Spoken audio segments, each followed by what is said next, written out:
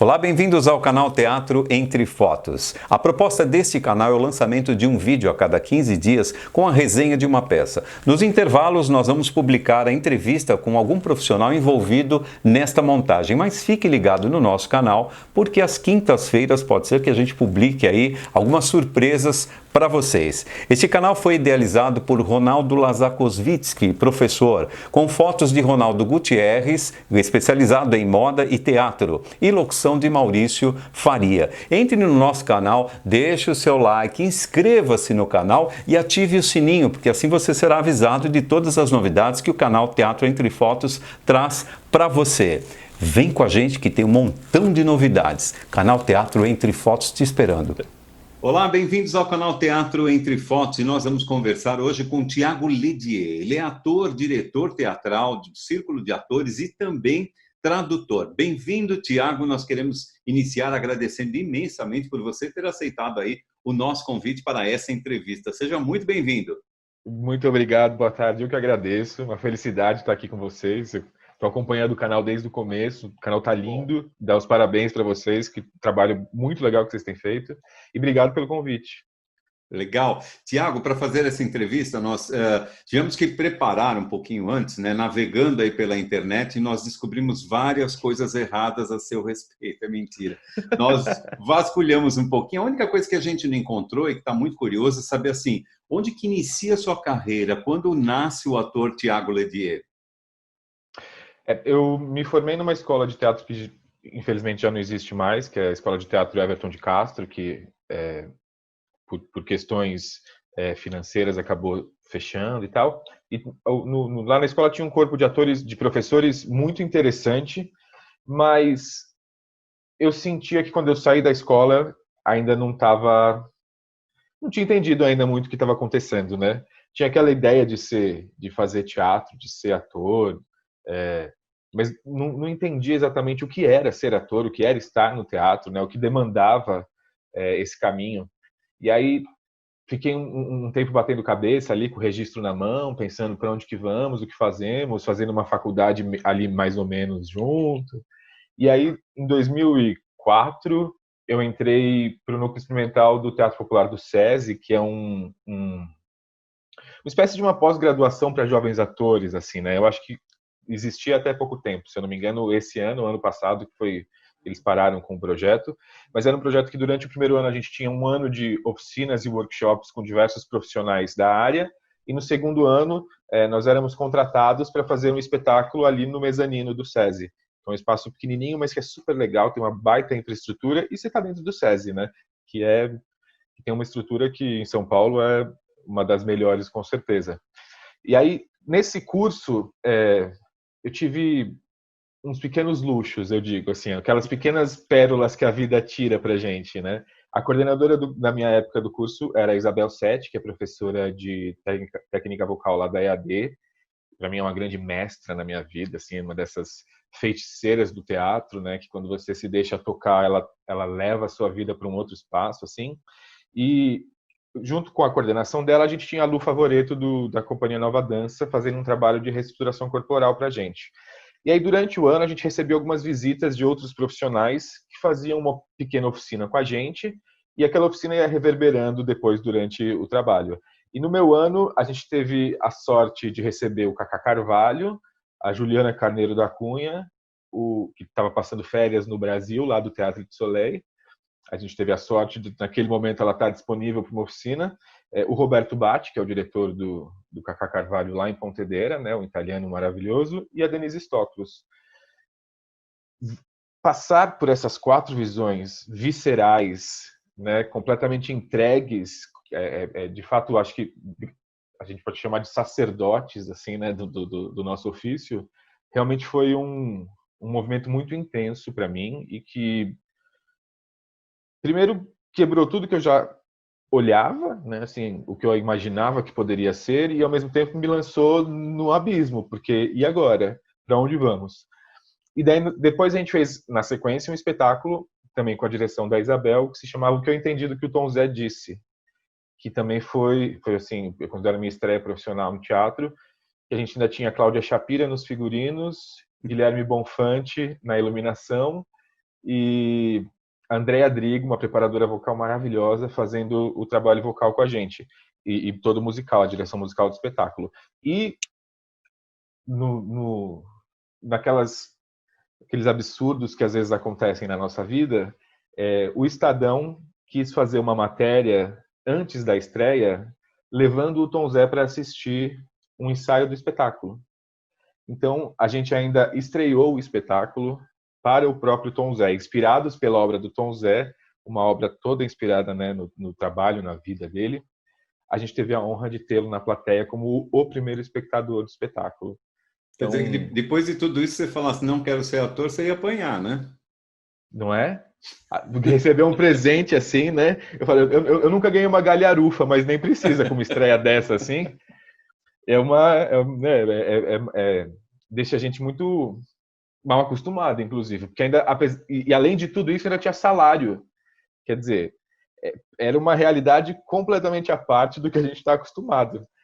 Mas eu acho que daí com esse trabalho, com esse movimento ali junto com a Isabel Sete e com os meus companheiros do núcleo, que até hoje são pessoas, a gente tem o nosso grupo de WhatsApp, troca mensagem, tem gente morando nos Estados Unidos, tem uma amiga que está lá no Teatro do Soleil também na França, a Aline Borsari, tem gente no Rio de Janeiro, tem gente no Canadá, a gente se espalhou, mas a gente não perdeu o contato, assim, né? E teve gente até que parou de fazer teatro, mas tem muita gente que segue, tem muita gente muito legal e fazendo trabalho com boneco, cantando, dirigindo, coreografando. Então, formou uma turma muito interessante, assim, de pessoas que ainda têm muita proximidade, aqueles amigos que quando se encontram parece que se viram ontem, né?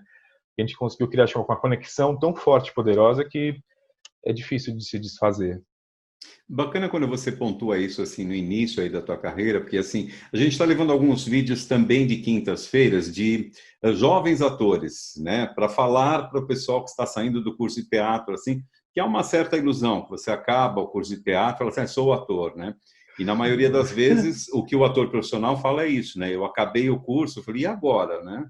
O que eu faço, né? Porque, na Porque verdade, o curso é o começo da sua formação. E a formação sim, do ator a gente sabe que é pro resto da vida, né? é, Então, é. bacana quando você diz isso. E tem peculiaridades da profissão, né? Que assim, quando você se forma publicitário, quando você se forma advogado, você tem um estágio para fazer, né? Quando você Sim. é médico, você tem uma residência para fazer. Quando você se forma ator, para onde você vai? Né? Qual é o mercado? Quais são os espaços que você pode ocupar, né?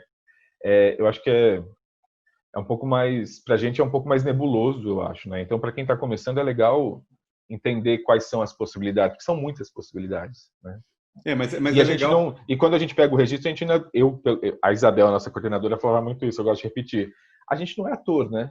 Quando a gente pega o registro. Você tem um registro profissional, mas para você virar um ator, eu acho que leva um tempo de tábua ali, né? Eu lembro uma vez trabalhando com a Sandra Corvelloni, a gente saindo da sala de ensaio, foi quando eu conheci o Ronaldo, inclusive.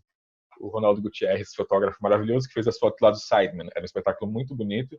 E a gente saiu da sala de ensaio para ir para o palco. E eu lembro da Sandra falando: agora a gente vai ver quem tem horas palco. Porque o ator se faz ali no horas palco, né? É na tábua, É, pegando no pesado ali todo dia. mas bem rico falar sobre isso, porque tira um pouco dessa ansiedade, né? E assim, pode ser até um pouco frustrante para o ator, né? Que ele acabar o curso e Sim, fala, poxa, não sei para onde vou, acho que não nasci sim. para isso, né? Começa a parte negativa. E não, É. né? É isso aí Não, e, mesmo, o tem, caminho é e, e esse, né? talvez, e talvez você precise, né, passar um tempo fazendo teatro e sendo vendedor, fazendo teatro e trabalhando em uma outra coisa paralela para se sustentar, até você conseguir, né, criar um corpo de trabalho que te sustente dentro da sua profissão. Porque às vezes é só por um tempo que você tem que fazer outras coisas também, né? O importante é não desistir, né? Se isso está no teu Exatamente. sangue, não. Não tem como. Esse comecinho, vou falar que não quero porque não consegui nada, realmente você não vai conseguir, porque é o que você disse, né? Não é ator ainda, você tem um registro profissional. Agora É. sim, né? Agora Agora vamos lá começa a se preparar ralação. para ser um É. ator. Como foi assim a transição? Para você existe assim algum gênero teatral favorito, né, que o Tiago goste mais? E essa preferência ela pode influenciar na performance de ator? Eu não sei se eu tenho um favorito. Eu acho que eu já passei um pouco por alguns, assim, né? No começo eu achei que, não sei se eu achei, ou acho que, ou se é o mais comum, a gente querer fazer o drama, né? Ser um ator sério. Cheguei até a fazer um Hamlet na cultura inglesa. Era um musical em que fazia o Hamlet, então eu achava que eu estava sendo um ator sério, né?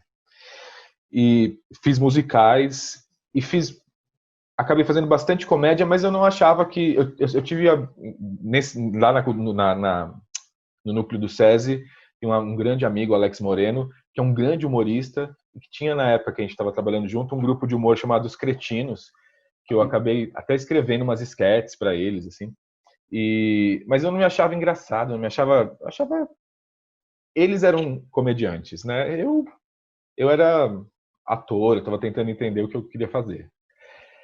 Mas conforme o tempo foi passando, eu fui entendendo que a comédia era um lugar, e acho que é um pouco a percepção que eu tenho agora, assim, de que a comédia é um lugar em que eu me encontro com, não com facilidade, porque nunca é fácil, né, mas com um grande prazer, assim, como um desafio, mas um desafio que você tem vontade de estar lá todos os dias, assim, né. Então eu acho que é um gênero que é muito difícil, né? Porque ele tem questões que são muito pontuais para acontecer. Ele é muito matemático. Você depende muito do tempo. Você depende muito da inteligência dos seus intérpretes. Depende muito do jogo que é formado. Mas que quando funciona, o resultado é imediato, né? Você tem a resposta na hora. Quando vem aquela gargalhada da plateia, é uma coisa que te contagia também, te contamina aquilo, né? E quando eu trabalho hoje muito com os meus colegas lá no Círculo de Atores, os textos do Bernard Shaw, que é um dramaturgo de uma inteligência absurda. É um dramaturgo que tinha uma visão de mundo e uma bagagem de informações que hoje em dia a gente só pode invejar, porque é daqueles, né, desses últimos grandes pensadores que eu acho que a humanidade formou, que a gente não vê mais de tanto acúmulo de conhecimento que a pessoa tinha.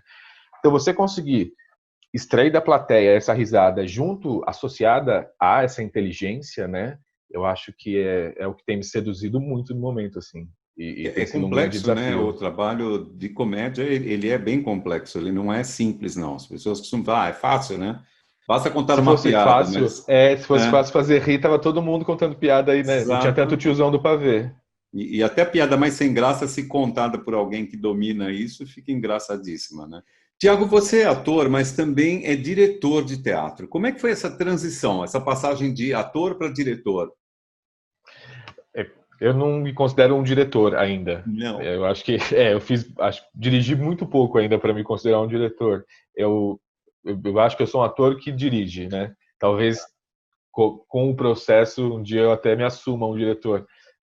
Acho que dirigir é uma vontade antiga e ela acabou meio que sendo, talvez nem tivesse muito claro para mim antigamente que eu também queria dirigir assim, mas eu acho que, né, tinha muitos amigos que me apontavam isso assim de que talvez algum dia eu pudesse dirigir, que tinha um olhar para isso.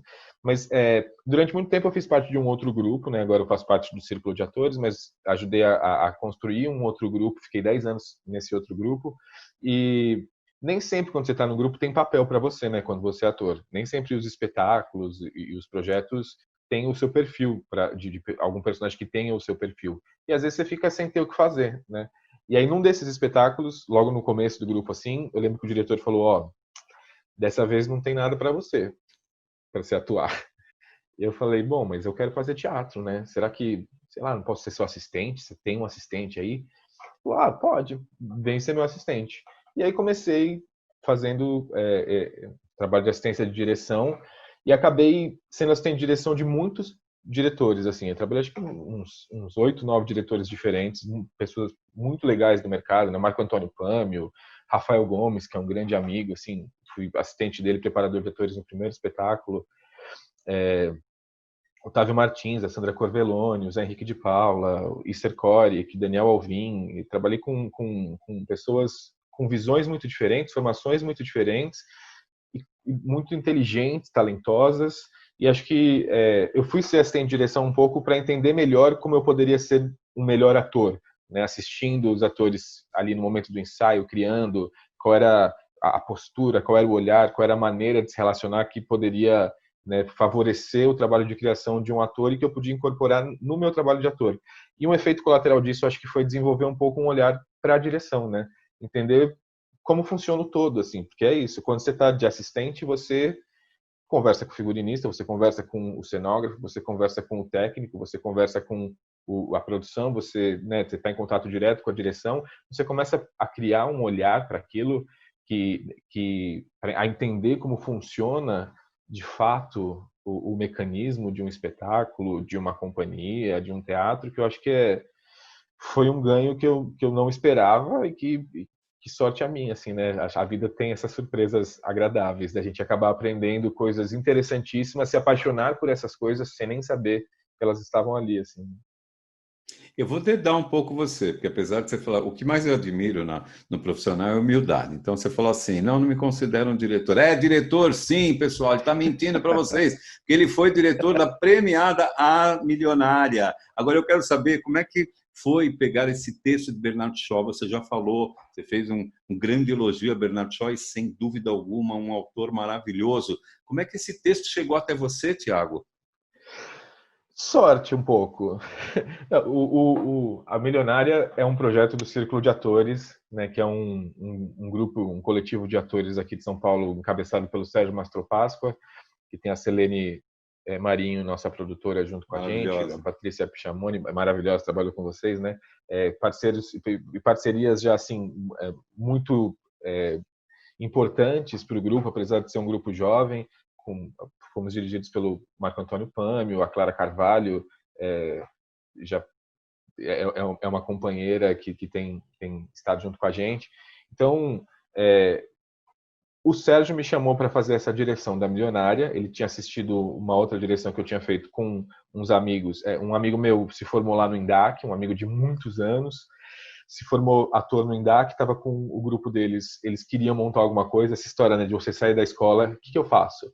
Eles olharam para eles e falaram: acho que a gente podia ser um grupo, vamos tentar fazer alguma coisa juntos. Que é um pouco raro, assim, né? Você sair da escola e resolver montar um grupo, porque um grupo demanda um certo tipo de pensamento no encontro, que às vezes o encontro de uma sala de aula não contempla esse mesmo espaço do grupo, né? Mas eles deram a sorte de ter uma visão, de ter uma vontade em grupo que funcionava. E aí esse meu amigo virou para mim e falou: a gente precisava de alguém para dirigir. Eu sei que você tem essa vontade, você já fez muita assistência, eu tinha feito uma direção.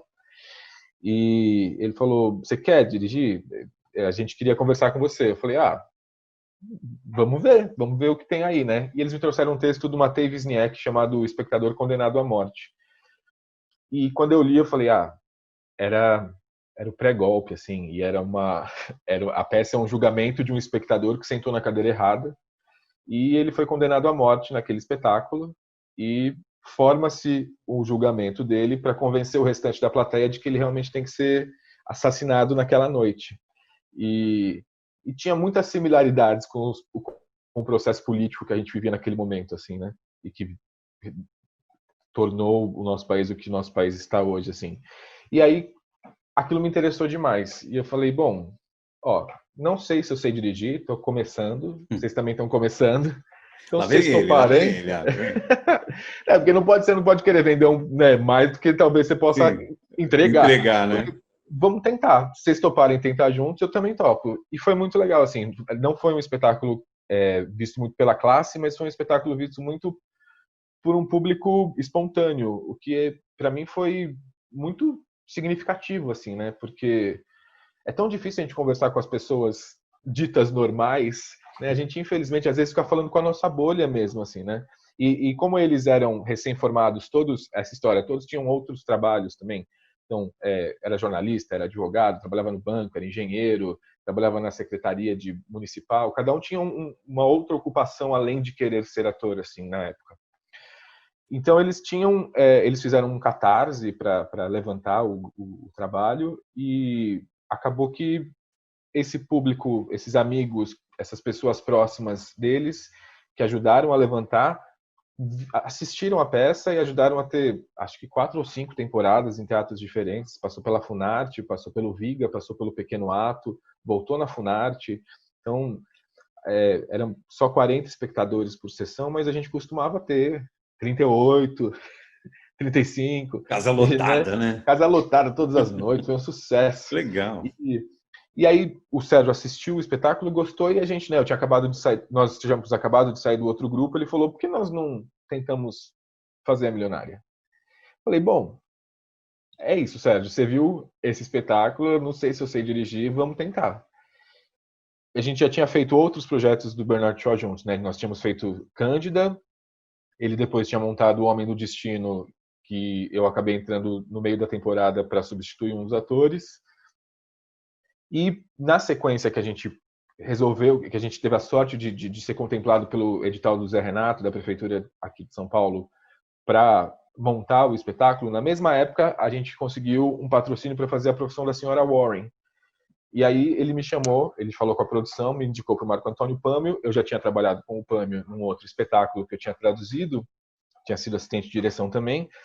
O Pâmio topou me colocar como assistente de direção. Então eu fiz meio que um estágio na Profissão da Senhora Warren para dirigir A Milionária, né? E foi exatamente na sequência, acho que a gente teve 1 ou 2 semanas de parada entre uma produção e outra, entre um ensaio, entre a estreia de um e o começo do ensaio do outro. Mas ter tido essa, né, essa preparação junto com o grupo da Warren foi muito importante, eu acho, para que a Milionária pudesse ganhar o corpo que ela ganhou e que a gente tivesse um entendimento do espetáculo da maneira que a gente teve a sorte de ter, porque nem sempre a gente alcança as coisas dessa maneira, assim, né? Acho que também tem muito trabalho, tem muita dedicação, tem muito estudo, porque o Shaw é muito texto, é muito conteúdo, então, né, é destrinchar aqueles conteúdos para você conseguir se comunicar com a sua plateia, e um pouco de sorte também, né? Porque a gente conta muito com sorte. Mas feita da melhor maneira possível, né? Com maestria e com profissionalismo incrível. Agora sim, gente, anota aí. É ator, é diretor, ele também faz tradução de textos teatrais, né? A peça Ou Você Poderia Me Beijar, por exemplo, foi traduzida e adaptada pelo Tiago. Tiago, como é que você se organiza nisso tudo? São momentos distintos ou assim, calha de ter coisas juntas? Como é que você faz para ser o ator, o diretor, tradutor, adaptar peça? Às vezes calha, né? E às vezes calha de não ter nada acontecendo, ficar parado meses tendo que inventar o que fazer. Como é que você Eu organiza acho quando que você tem 2, 3 tarefas juntas? 24 agenda, horas né? está bom de tempo ou precisa de 48 por Não, às dia? vezes precisa, às vezes precisa. Você chega em casa e ainda tem coisa para fazer, você fala, meu Deus, não acabou esse dia ainda. Mas acho que primeiro é gosto, né? Eu tenho muito gosto por todas essas funções que eu acabei assumindo, assim, eu acho que elas são muito específicas, né? Mas elas vão se juntando e trazendo uma visão daquilo que a gente está conversando, do todo de se fazer teatro, né? De não ser não que só ser ator seja pouco, mas de não ser de você entender outras maneiras de como você pode cooperar, né, para essa função que você ama e que eu falo assim, é um pouco um sacerdócio, né, essa vocação que a gente tem, de a gente não conseguir abandonar, você precisa estar lá.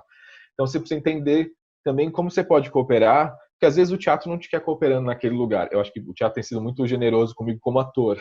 Graças a Deus você tem essa sorte né, ter trabalhado muito como ator, assim.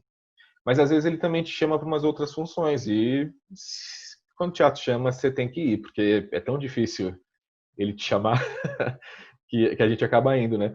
E eu tinha um pouco de conhecimento de inglês e aí foi uma dessas coisas, assim, apareceu um projeto, um diretor falou, ó, tem um texto aqui, você quer traduzir? Eu falei, ó, eu nunca traduzi.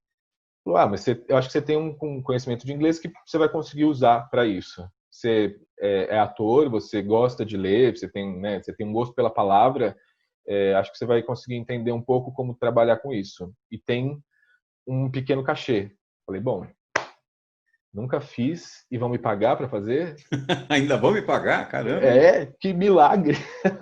Eu vi, me joguei para tentar, assim, e acabou, foi muito legal que deu certo e acabou levando até, né, eu acho que eu traduzi um outro texto chama Bichado, de um dramaturgo americano chamado Tracy Letts, interessantíssimo. E aí o Você Poderia Me Beijar foi um passo um pouco maior, porque ele era um espetáculo, a princípio, feito para bonecos.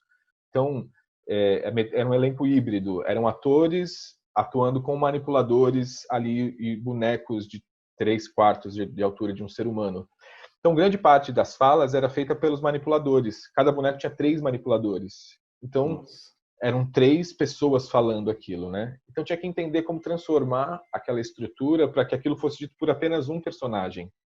Então, teve esse processo de, além de, né, de transformar na nossa língua, passar para a nossa cultura, porque tem imagens que numa cultura funcionam, em outra cultura podem não funcionar, né?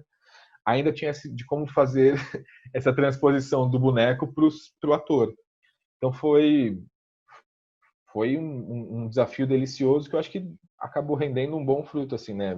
Foi um espetáculo que teve uma vida muito interessante, teve uma carreira muito interessante e onde eu conheci parceiros que estão comigo até hoje, como o Pâmio, a Clara Carvalho, conheci Rony Facchini, que é um ator maravilhoso. Então foi um trabalho que me deu não só essa grande experiência, como grandes parceiros também.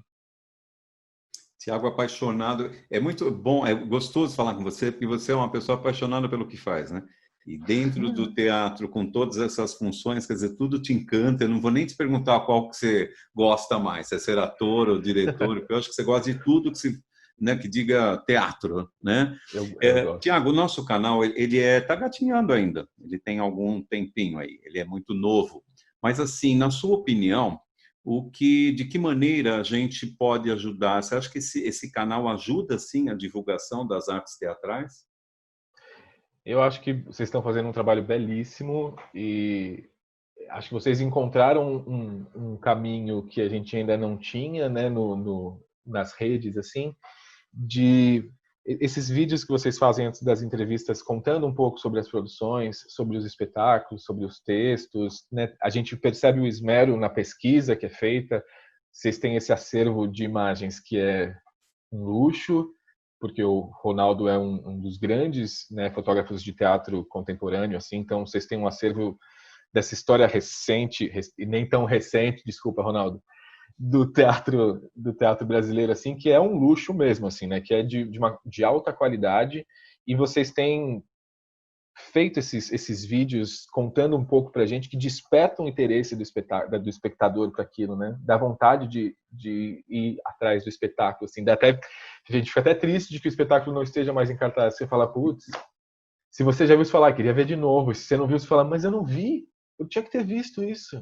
Então, A parabéns. Eu acho que é um intenção trabalho. é um pouquinho essa, é deixar até assim, a gente diz no final, né? A gente não conta o resto, né? O finalzinho, e diz assim, quem sabe numa próxima montagem, né? Você vai lá, Tá? vai assistir, vai ver qual é o desfecho da peça aqui. Ah, que bom, Eu Tiago. acho é um trabalho muito bonito. Parabéns para vocês. Eu espero que cresça muito, porque a gente precisa, né? O teatro é tão carente dessa comunicação, às vezes, né?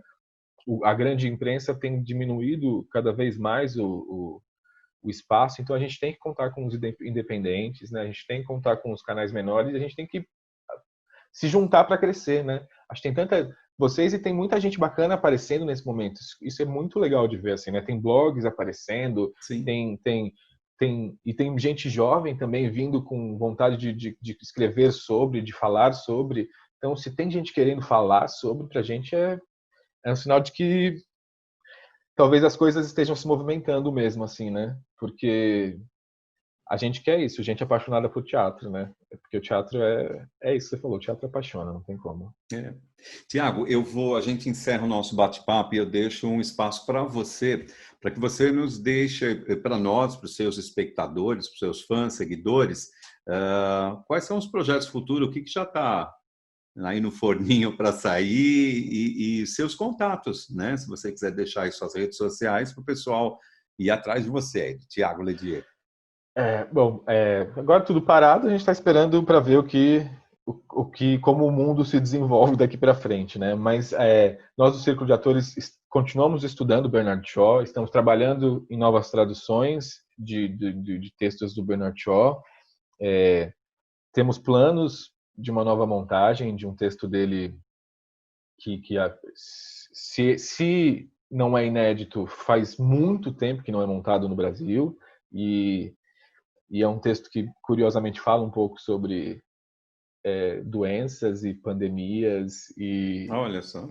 e médicos e Vai vir na saúde. hora certa, então. Vai vir na hora certíssima, E também alguns outros textos, a gente está planejando leituras para difundir, né, continuar difundindo a obra do Shaw, porque nós somos realmente muito fãs dele e acho que pouca gente ainda conhece. É um dramaturgo que precisa ser, pela qualidade e pelo que ele fez na história da dramaturgia, assim, acho que a gente conhece muito pouco e a gente precisa entender melhor, né, como o caminho que ele ajudou a gente a chegar, assim. Acho que muita coisa do que a gente tem de dramaturgia hoje deriva das propostas que ele fez na época dele, que nem é tão distante assim.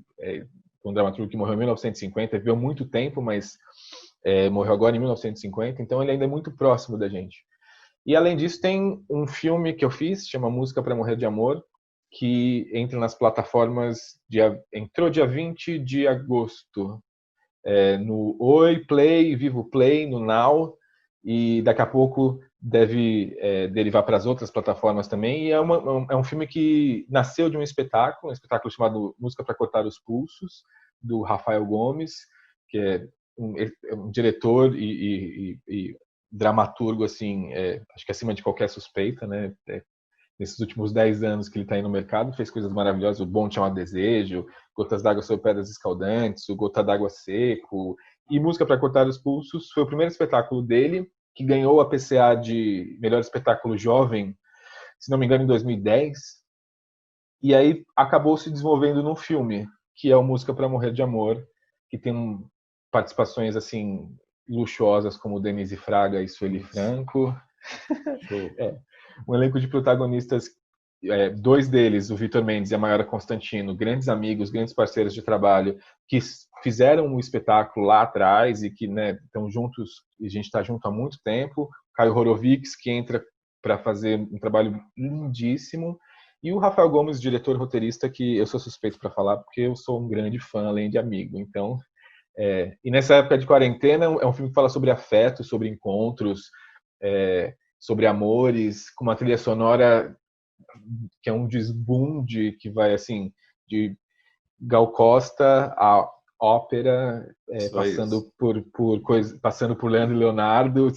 Tem uma trilha sonora que, quando você ouve, você fala: Jesus, eu preciso dessa playlist. É muito, muito bonita. Eu sou suspeito para falar, mas o filme tá lindo e acho que quem assistir vai se sentir um pouco abraçado nesse período de isolamento, que a gente tem tanto a presença, a gente quer tantos afetos, assim, a gente sente tanta saudade. Acho que esse filme vai ajudar a trazer um carinho, trazer uma quentura pra gente. Legal. Tiago, eu me despeço de você aqui agradecendo mais uma vez imensamente esse bate-papo delicioso que a gente teve aqui. Eu que agradeço pelo espaço. Obrigado, viu? Parabéns pelo trabalho de vocês, que está muito legal. Obrigado, Tiago. E para você que está nos acompanhando, lembrando, deixe lá o seu like, obviamente, para dizer que você gostou, né? Claro, esse aqui não existe, é sempre para cima. E faça a sua inscrição no canal para que você seja, então, avisado das novidades que nós estamos trazendo para vocês. Às quintas-feiras, nós estamos colocando aí entrevistas com jovens atores. E eles trazem um pouco dessa experiência, a hora que saiu ali do curso, que começou a fazer o teatro profissionalmente mesmo, né? E eles contam aí para vocês quais são essas pedrinhas aí do começo, né? Eles são jovens, assim como vocês que estão vindo aí, uma nova galera, e precisa vir mesmo, né? Precisa vir gente nova, não pode ficar só galgado aí nos que já estão no mercado, mas vir com consciência, com bastante amor pelo teatro, que é o que todos no nosso canal têm. Então, lembrando, deixe lá a sua inscrição, se inscreva no canal, que é importantíssimo para a gente continuar a fazer esse trabalho legal aí para vocês. Até próximo encontro aqui com a gente no canal Teatro Entre Fotos. Tchau!